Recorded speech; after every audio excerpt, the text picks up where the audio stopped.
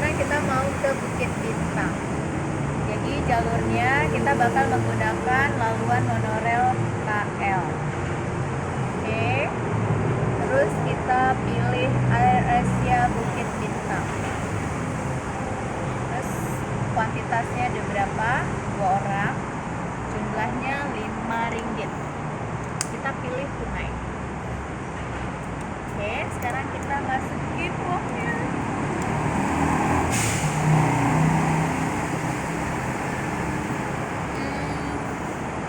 Kita masukin uangnya.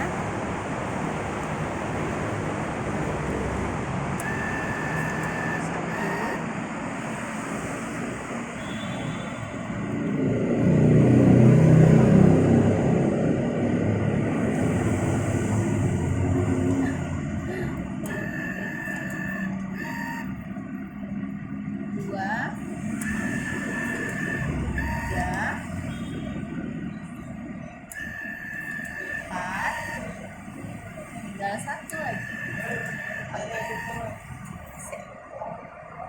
Silahkan tunggu. Kita sudah dapat. 1 lagi. Selesai.